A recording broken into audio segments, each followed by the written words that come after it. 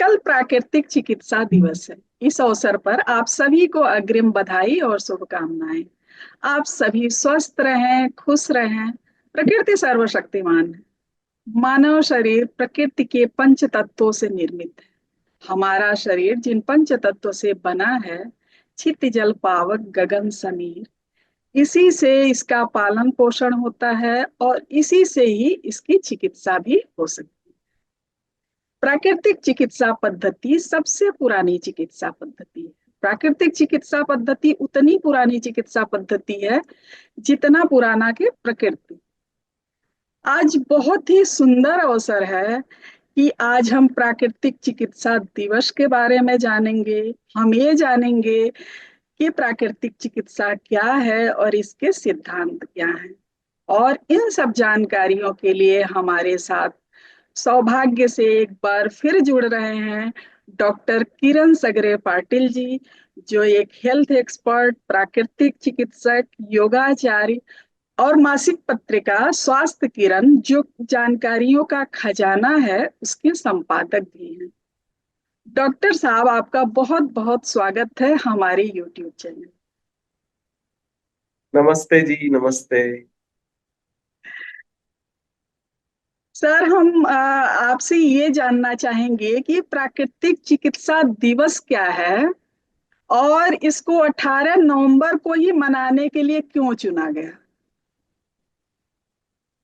सबसे पहले आप सभी को प्रणाम और आपके प्रयासों को प्रणाम। आप जो इतना अच्छा प्रयास कर रहे हैं और प्राकृतिक चिकित्सा और हेल्थ के बारे में लोगों में अवेयरनेस बना रहे हैं। पिछले बार भी हम इसी संदर्भ में मिले थे और आज का मिलने का यही था कि अभी कल 18 नवंबर, आज प्राकृतिक चिकित्सा दिवस है। तो ये जी। प्राकृतिक चिकित्सा दिवस के अवसर पर लोगों में प्राकृतिक चिकित्सा के बारे में जानकारी दे, प्राकृतिक चिकित्सा क्या है इसके बारे में संदेश पहुंचा है। इसके लिए ये प्रयास बहुत बहुत आपको ये प्रयास आप कर रहे हैं। और देखो कि सबसे पहले बात आती है कि 18 नवंबर को ही प्राकृतिक चिकित्सा दिवस क्यों मनाया जाता है। इससे पहले जब ये अभी 7वां प्राकृतिक चिकित्सा दिवस है, जो नेशनल प्राकृतिक चिकित्सा डे हम मना रहे हैं, तो इससे पहले हम 2 तारीख को महात्मा गांधी की जयंती पर ये जी। प्राकृतिक चिकित्सा दिवस मनाते थे। आज 7वां प्राकृतिक चिकित्सा दिवस है जो हम 18 नवंबर को मना रहे हैं।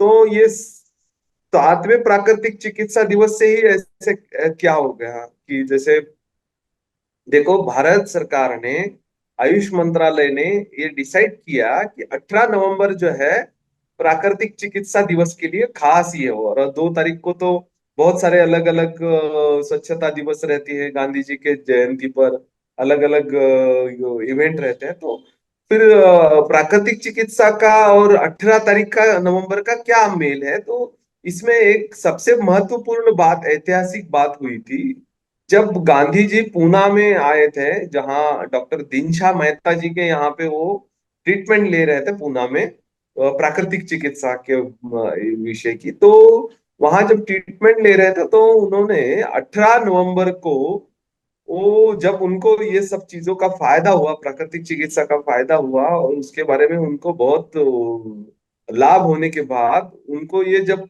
चिकित्सा के बारे में समझा कि ये तो बहुत अच्छी चिकित्सा पद्धति है और इसका प्रचार प्रसार हमें करना चाहिए, इसका विद्यापीठ होना चाहिए।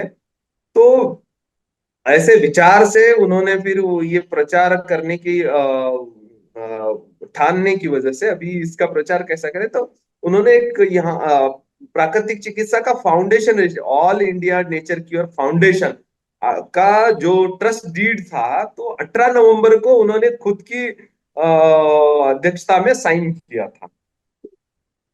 तो उसमें प्राकृतिक चिकित्सा के वो ट्रस्ट डीड में वो प्राकृतिक चिकित्सा को कैसा प्रचार करना है, प्रसार करना है पूरे भारतवर्ष में, तो इसके बारे में ये किया था। तो 18 नवंबर ये एक बहुत खास दिन है, जिस दिन महात्मा गांधी ने नेचुरोपैथी, नेचर केयर का जो फाउंडेशन ट्रस्ट बना था, उसके वो all India nature care foundation trust, उसके वो आजीवन अध्यक्ष भी रहे। और आज वही ट्रस्ट के under he national institute of naturopathy, यानी उसको ही कन्वर्ट करके भारत सरकार ने फिर नेशनल इंस्टीट्यूट ऑफ नेचुरोपैथी को इस्टेब्लिश किया। और वही उद्देश्यों और वही महात्मा गांधी की प्रेरणा से ही वो इंस्टीट्यूट अभी वो पुणे में मदर इंस्टीट्यूट वो चल रहा है। तो ये उसके पीछे का बहुत बड़ा इतिहास है। और इतिहास अगर प्राकृतिक चिकित्सा का देखा जाए तो बहुत बड़े बड़े नेतागण ये प्राकृतिक चिकित्सा जो थी उस टाइम में, जो 1947 में जब भारत स्वतंत्र हुआ था, तो गांधी जी का सपना था कि भारत स्वतंत्र हो गया, अभी दूसरा मेरे पास क्या काम है। तो वो उनका कहना था कि भारत स्वतंत्र होने के बाद मेरा एक ही काम है, जो घर घर में प्राकृतिक चिकित्सा का, गांव गांव में प्राकृतिक चिकित्सा का प्रचार प्रसार करना, और इसके बारे में लोगों में अवेयरनेस तैयार करना। और मैं जो मेरा अभी जो बचा हुआ जीवन है मैं प्राकृतिक चिकित्सा के लिए समर्पित करने वाला हूँ, ये सब उन्होंने बोला था। और उनकी बहुत बड़ी गहन श्रद्धा थी, और ये श्रद्धा कोई ऊपर से बनी हुई थी। उन्होंने वो प्राकृतिक चिकित्सा का, जब दिनशा मेहता जी के यहाँ पे उन्होंने जो प्राकृतिक चिकित्सा का लाभ लिया था, उर्ली कांचन में रहे थे, उर्ली कांचन का भी वहां उन्होंने इस आश्रम स्टेब्लिश किया था, तो उनकी श्रद्धा और जैसी उसकी उपयोगिता बढ़ी थी, तब उनको उसके बारे में ये भाव तैयार हुआ था कि ये बहुत अच्छी चिकित्सा पद्धति है और सरल है।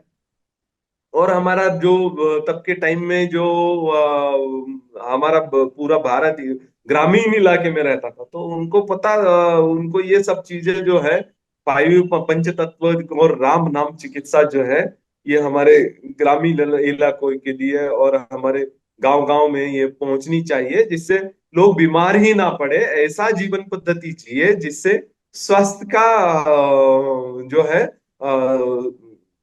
संरक्षण हो, और बीमारी से कोसों दूर रहे, और हमारा स्वस्थ समाज बने। ये उनकी मंशा थी, और इसी की मंशा से ही उन्होंने ये all India nature care federation trust की स्थापना की थी। उसके अंतर्गत अलग अलग उद्देश्य, प्राकृतिक चिकित्सा को कैसे बढ़ावा करना है, इसके उद्देश्य बनाए गए थे। और उसी का साइन वो ट्रस्ट डीड का 18 नवंबर को महात्मा गांधी जी ने किया था। तो इसी अच्छा। 18 नवंबर को ऐतिहासिक दिवस को ही फिर भारत सरकार ने अरे ये तो बहुत अच्छा दिवस है, तो इसको ही फिर प्राकृतिक चिकित्सा दिवस बोल के डिक्लेयर कर दिया। जी। और अब आज 7वां दिवस है, जो सात सात साल से हम यही दिवस पर राष्ट्रीय प्राकृतिक चिकित्सा दिवस मना रहे हैं। 18 नवंबर को मना रहे हैं। 18 नवंबर। जी जी। बहुत सुंदर जानकारी डॉक्टर साहब। डॉक्टर साहब, अब हम्म। आप हमारे दर्शकों को ये बताएं कि प्राकृतिक चिकित्सा क्या है और प्राकृतिक चिकित्सा किस सिद्धांत पे काम करती है। देखिए, एक बात है, जी। प्राकृतिक चिकित्सा यानी चिकित्सा दुरुस्त करना है, और प्रकृति नेचर, जो प्राकृतिक तरीके से दुरुस्त होना, यानी प्राकृतिक तरीके से जो भी विकार हमारे अंदर आए उसको ठीक करने के लिए वही प्राकृतिक तरीकों का यूज होना, तो यही प्राकृतिक चिकित्सा है। प्राकृतिक चिकित्सा में सबसे इंपॉर्टेंट बात है कि इसमें तो पहले कोई दवा का उपयोग नहीं किया गया। दवा यानी कोई ऐसे मेडिसिन का उपयोग नहीं। मेडिसिन बोल के क्या है, इसमें एक सबसे बड़ी अच्छी बात है कि प्राकृतिक चिकित्सा क्या है। तो प्राकृतिक चिकित्सा जो है पंच तत्व और राम नाम की चिकित्सा है। गांधी जी ने ये इसके ऊपर गांधी जी की श्रद्धा क्यों बढ़ी थी कि ये पंच तत्व और राम नाम मानते थे कि हम बीमारी जो है वो कहाँ बाहर से आती नहीं है, हमारे ही यही पंच तत्व जब असंतुलित हो जाते हैं तो विकार बनते हैं। और वही विकार जब हम पंच तत्वों के सानिध्य में रहते हैं, मिट्टी पानी धूप हवा का उपयोग अच्छे से, औषधि उपयोग करके हम यही पंच तत्वों से हमारे शरीर को शुद्ध करते हैं। और ये पंच तत्वों को चलायमान रखने वाला राम नाम तत्व है। तो उसका हम जब ध्यान करते हैं तो हमारे शरीर में जो भी बीमारियां हैं अपने आप से प्राकृतिक तरीके से ठीक होती है। देखा जाए तो अगर पंच तत्व इसमें मेडिसिन का यूज किया जाता है, तो देखा जाए तो देखो कि सही माने ये सबसे पुरानी चिकित्सा पद्धति है। सबसे पुरानी यानी कैसे, जहां जब से ये प्रकृति है तब से हमारा सारा नेचर ही इसी से ही हील होता है। तो ये प्रकृति के पंच तत्व, त्रिदोष आगे हम बोलते हैं, जैसे वात पित्त और कफ। जैसे पंच तत्व का संतुलन है, त्रिदेश दोषों का संतुलन है, और त्रिगुणों का संतुलन है। उसमें क्या कहा गया है कि उसमें वात पित्त कफ जैसे दोष है, वैसे त्रिगुण, गुण कौन से है, रज तम और सत्व। सत्व रज और तम, ये तीनों गुणों का, जैसे हमारे शरीर में ये पंच तत्वों के साथ हमारे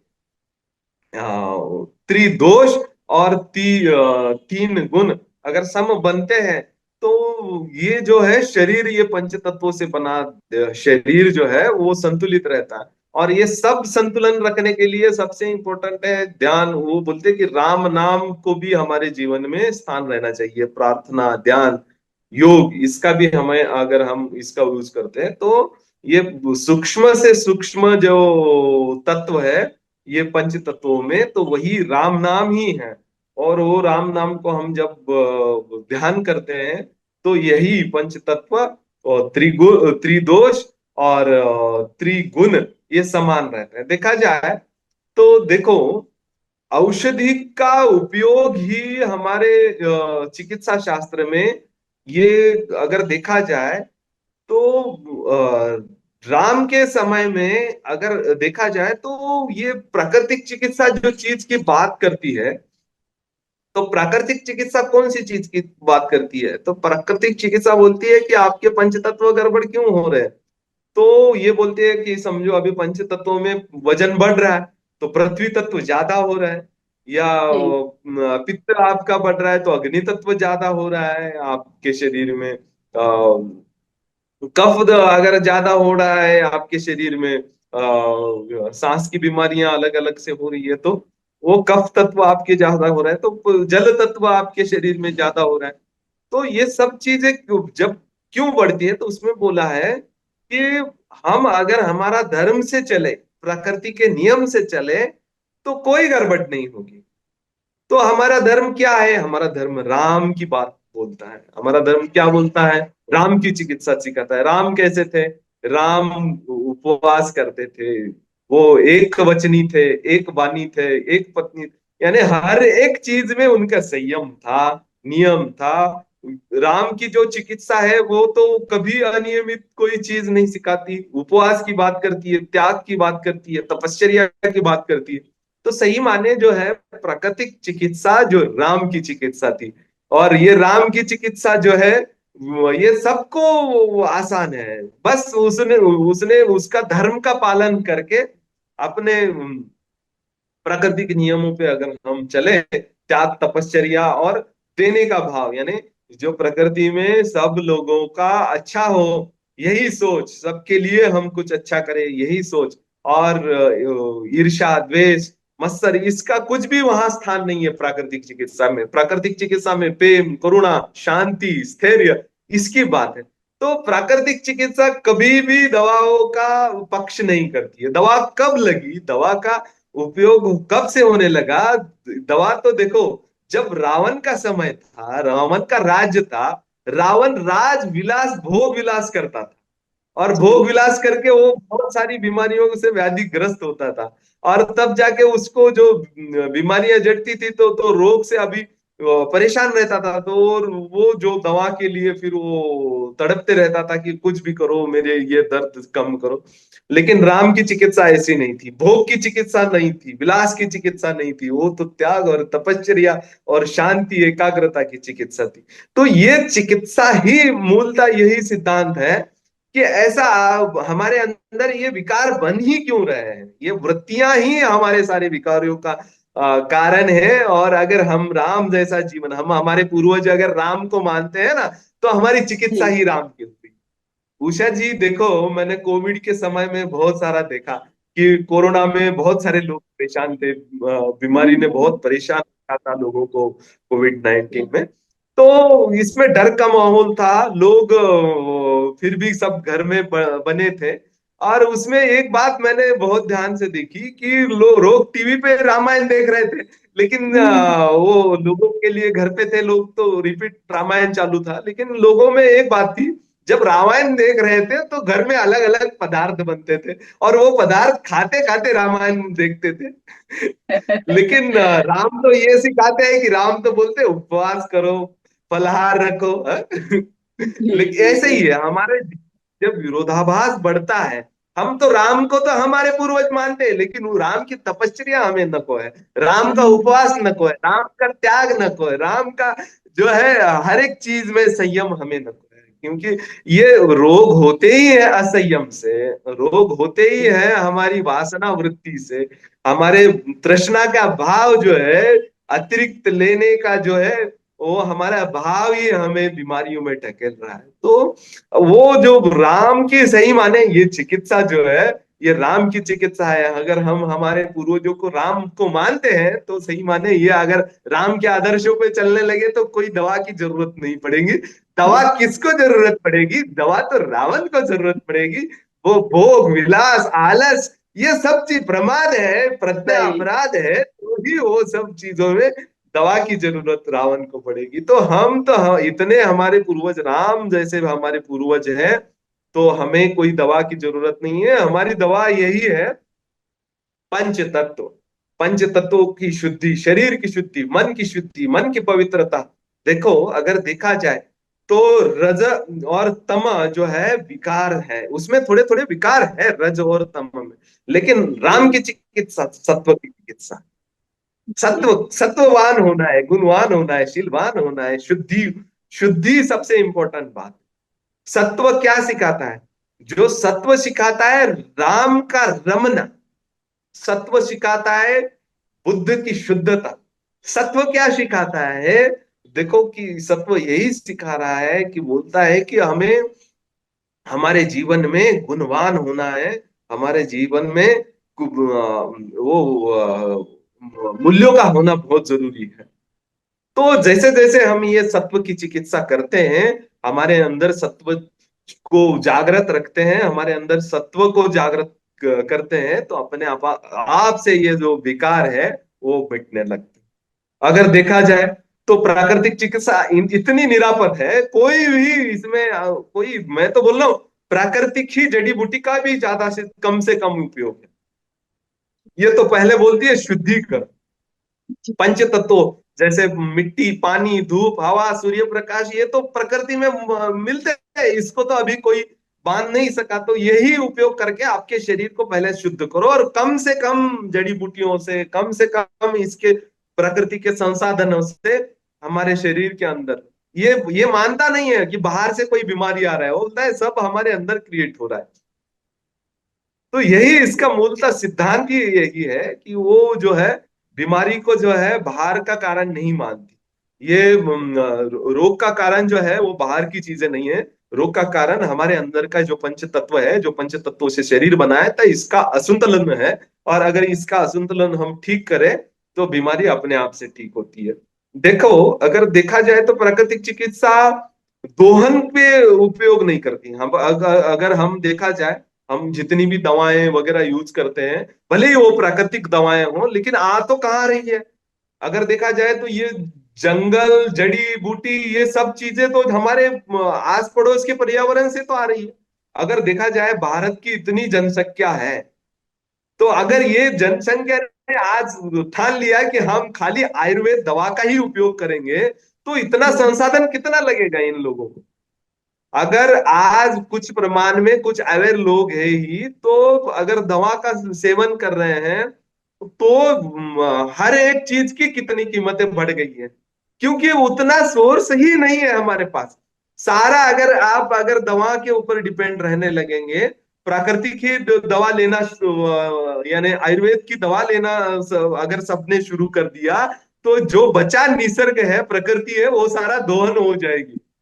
जी तो प्रकृति में ये बात का भी विचार किया है कि भाई कोई पेड़ पौधे को नुकसान नहीं करना है, बस पहले हमारे शरीर को शुद्ध करना है, प्रकृति को दोहन नहीं करना है। तो यहाँ ये चिकित्सा ही राम की चिकित्सा कर सकती है, ये विचार जो है हमारा प्राकृतिक चिकित्सा ही कर सकती है। तो पहले शरीर को शुद्ध करें और कम से कम बाहर से हम हमारे आहार पर नियंत्रण रखे, औषधियों पर नियंत्रण रखे, इस बात की वो ये ध्यान करती है। तो इतनी निरापद हमारी प्राकृतिक चिकित्सा है। इसका सिद्धांत सिद्धांत अगर कहा जाए तो सिद्धांत एक ही है कि प्राकृतिक जीवन। और प्रकृति कैसी है?